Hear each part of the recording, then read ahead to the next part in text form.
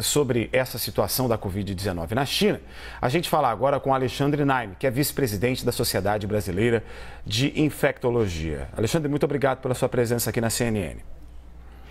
Muito bom dia, Jairo. Muito bom dia a todo mundo que está acompanhando a CNN. Bem, Alexandre, a gente fica muito preocupado quando notícias como essa chegam da China, porque a gente sabe, lá foi o epicentro da doença durante muito tempo e é uma população muito grande. Pelo que a gente acompanhando as explicações de vocês médicos, existe uma possibilidade num grupo grande de, inclusive, mutações do vírus ao longo desse período.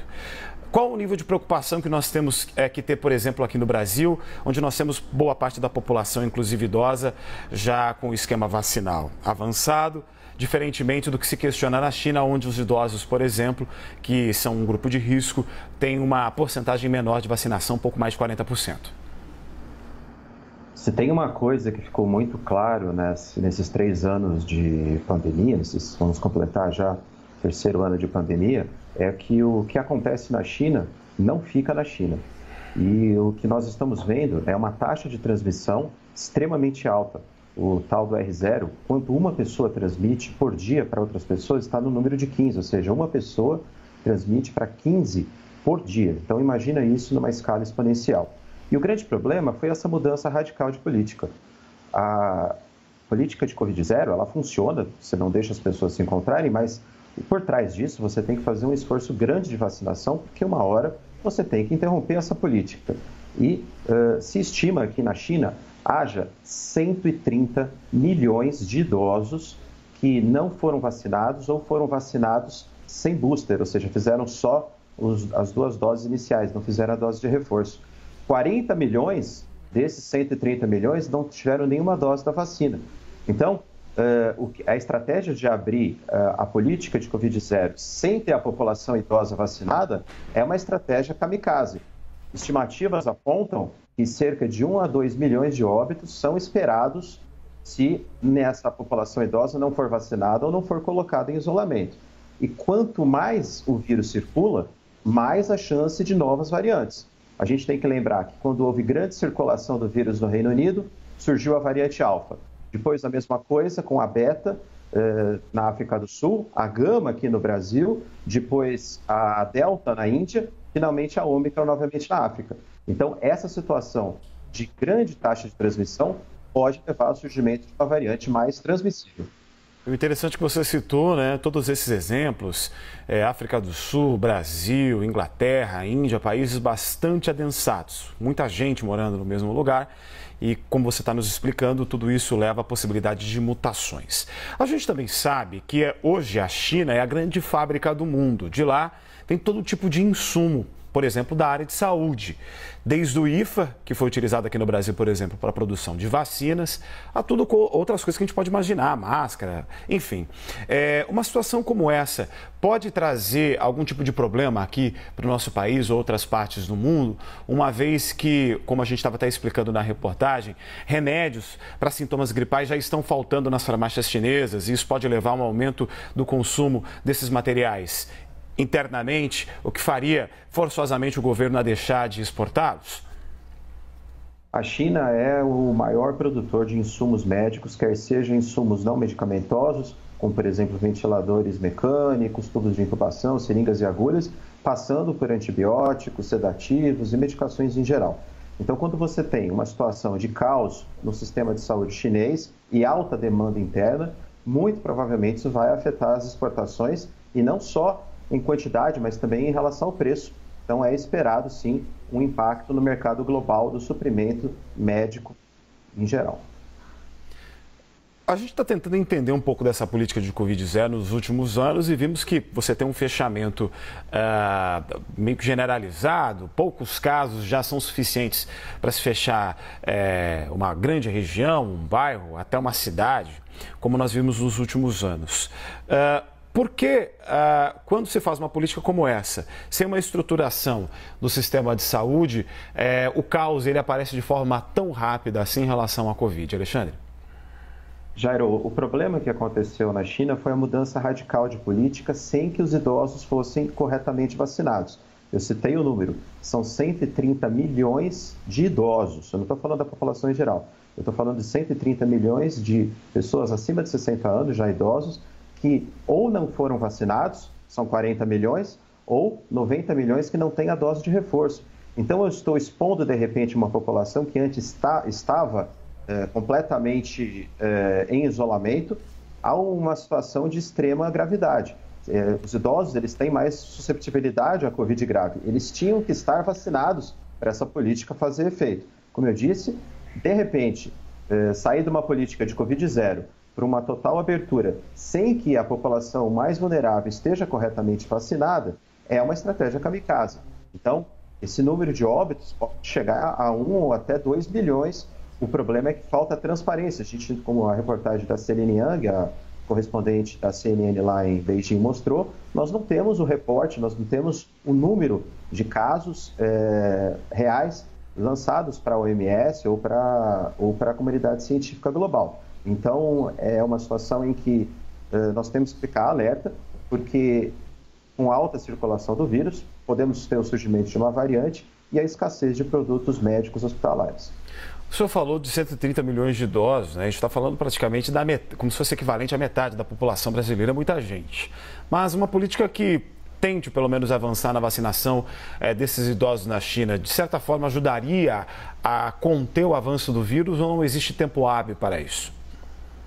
Isso é fundamental, Jairo. Nós não vamos ter uma onda contínua na China. É esperado, são 3 ondas, a depender, obviamente, da exposição dos idosos, o quanto essas pessoas vão sair de casa, vão ter contato com outras pessoas. A vacinação tem que começar o mais rápido possível, principalmente fazendo o esquema básico, para quem não tem. Veja, 40 milhões de idosos não tem nenhuma dose, não tem nenhum esquema básico. E mais 90 milhões, acima disso, não tem a dose booster. E lembrar uma outra coisa, a China usa apenas as vacinas que são produzidas por lá, que são vacinas de vírus inativo.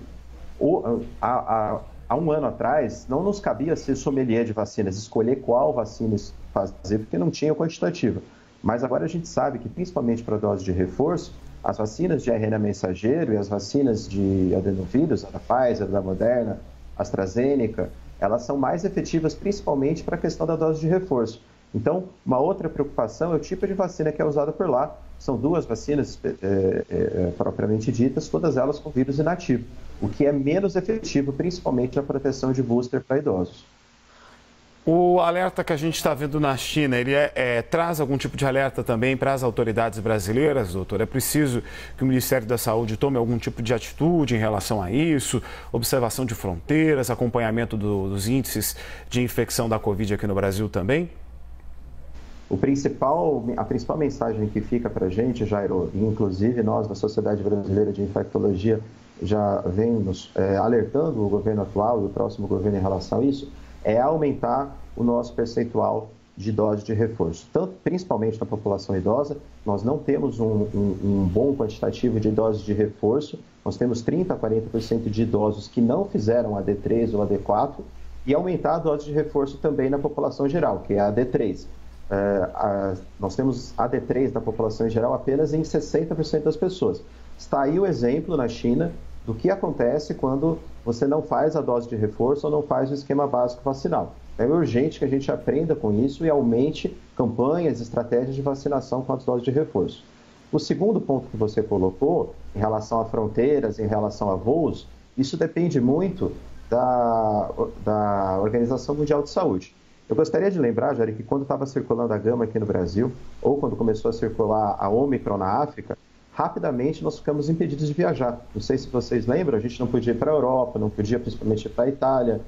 Os países africanos que tiveram Ômicron ficaram com os aeroportos fechados 1 a 2 meses, eram 6 ou 7 países. Então, a Organização Mundial de Saúde tem que cobrar transparência do governo chinês para saber o que está acontecendo realmente, se existe alguma variante mais transmissível circulando, a gente não tem essa notícia, e tomar as medidas necessárias caso isso esteja acontecendo. É um pouco mais difícil quando você trata de um governo que é uma ditadura. É preciso, portanto, também que a comunidade internacional se mova em torno disso.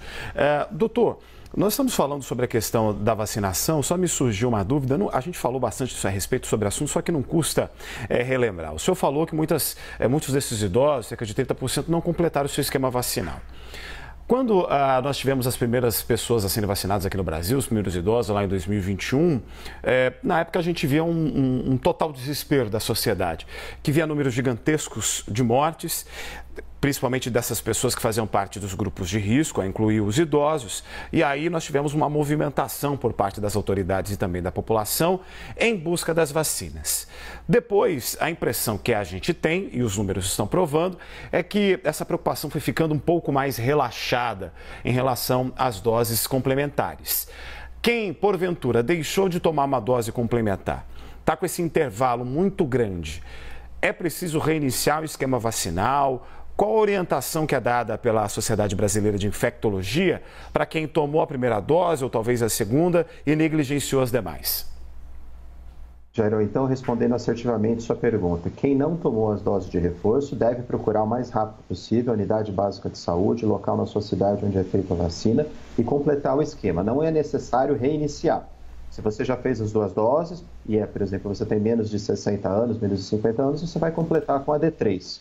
Ou se você é idoso, se você já tem mais de 60 anos, você faz a D3, se você não tiver, ou a D4, que já está disponível para essa população. Então, você não precisa recomeçar o esquema. E lembrar esse exemplo que nós estamos vendo na China. As vacinas são, muitas vezes, vítimas do próprio sucesso. Devido a toda a vacinação que o Brasil fez, apesar do atraso inicial na compra de vacinas, apesar de a gente ter começado um pouco mais tarde do que deveria, nós conseguimos bloquear a transmissão da variante Delta aqui no Brasil em meados do ano passado, que afetou vários países, mas não aqui, porque nós estávamos vacinando naquele momento. E quando os casos caem, baixa a percepção de risco da população. A pessoa fala, poxa, mas não está tendo casos, os casos estão sendo leves. Isso não pode acontecer, principalmente nas populações mais vulneráveis. Então fica o apelo, fica aí o exemplo que está acontecendo na China, uma grande parte da população idosa não vacinada, inclusive não vacinada com booster, e sofrendo aí o caos na saúde pública. Nós não queremos ver isso aqui de novo no Brasil, portanto, procure o seu posto de saúde mais próximo se você não tem a sua dose de reforço feita. Responsabilidade de todos. Doutor, muito obrigado pela sua entrevista. Conversamos com Alexandre Naime, vice-presidente da Sociedade Brasileira de Infectologia. Um bom dia. Bom dia, Jairo, a todo mundo que está acompanhando a SNN. E daqui a pouco, aqui no Live.